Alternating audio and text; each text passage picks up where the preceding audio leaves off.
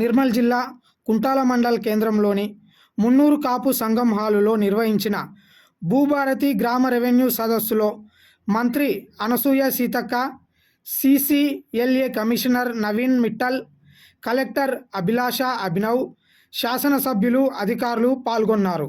ఈ సందర్భంగా మంత్రి పొంగులేటి శ్రీనివాస్ రెడ్డి మాట్లాడుతూ ప్రజల భూ సమస్యలు తొలగించేందుకు భూభారతి చట్టం భాగంగా అమలవుతుందన్నారు.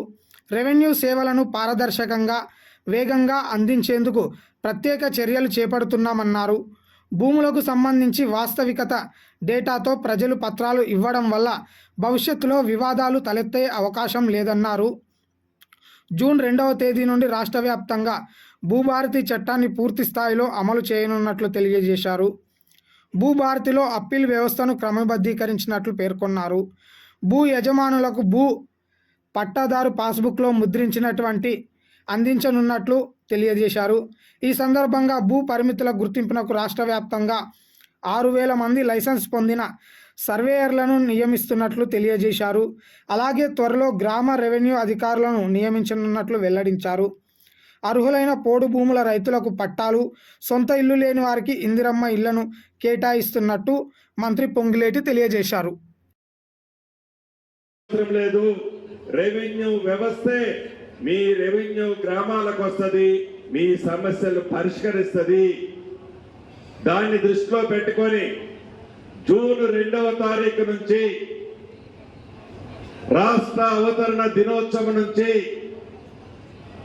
ఏ ఇందిరమ్మ ప్రభుత్వం అయితే తెలంగాణ రాష్ట్రాన్ని ఇచ్చిందో జూన్ 2వ తారీఖు నుంచి ప్రతి రెవెన్యూ గ్రామానికి, ఈ పైలట్ గ్రామాలు మిగిలిపోయిన గ్రామాలన్నిటికీ రెవెన్యూ యంత్రాంగం మీ గ్రామాలకు వస్తుంది, మీ సమస్యలని శాశ్వతంగా పరిష్కరిస్తుంది.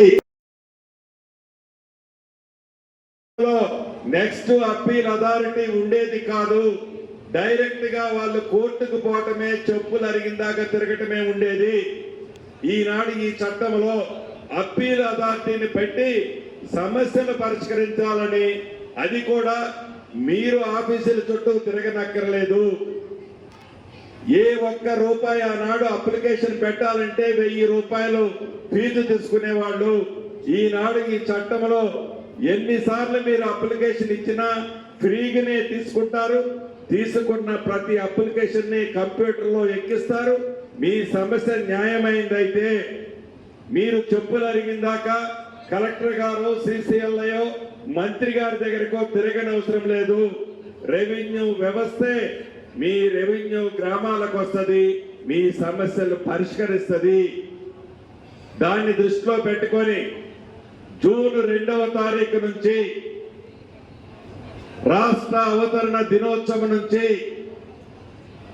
ఏ ఇందిరమ్మ ప్రభుత్వం అయితే తెలంగాణ రాష్ట్రాన్ని ఇచ్చిందో జూన్ 2వ తారీఖు నుంచి ప్రతి రెవెన్యూ గ్రామానికి, ఈ పైలట్ గ్రామాలు మిగిలిపోయిన గ్రామాలన్నిటికీ రెవెన్యూ యంత్రాంగం మీ గ్రామాలకు వస్తుంది, మీ సమస్యలని శాశ్వతంగా పరిష్కరిస్తుంది.